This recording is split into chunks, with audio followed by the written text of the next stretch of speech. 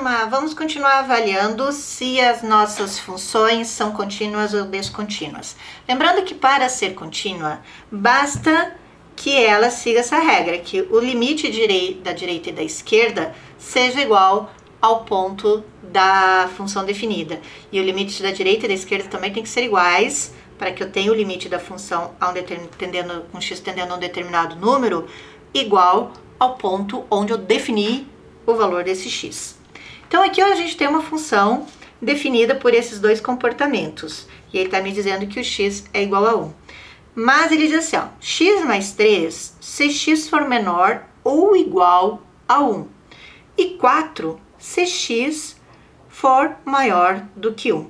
Então, para valores menores ou iguais a 1, que é o que? Menor do que 1 é o limite quando eu avalio pela esquerda. E quando ele for igual, ou seja, no meu ponto definido, então onde eu digo que é igual, é onde eu defini o ponto. Ele vai ter esse comportamento. Então vamos ver como é que fica aqui, ó. A minha f de x, quando x mais 3, qual é o meu limite da f de x?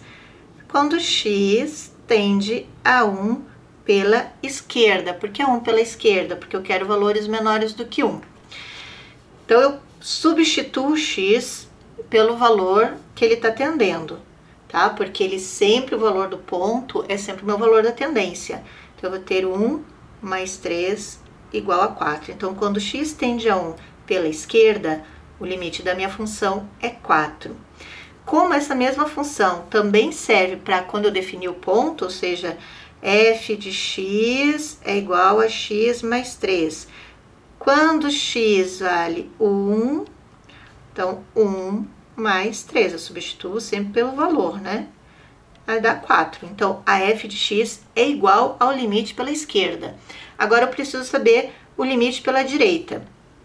Então, o limite para a direita, ou seja, quando x tende a 1 pela direita, são valores maiores do que 1.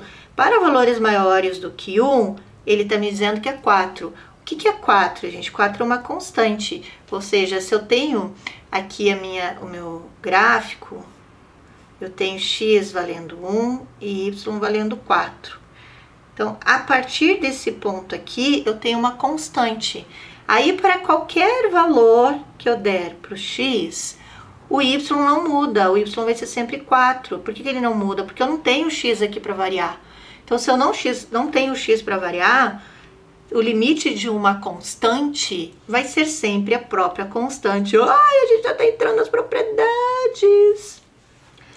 Então, eu tenho, ó, o limite pela direita igual ao limite pela esquerda, igual ao meu ponto definido.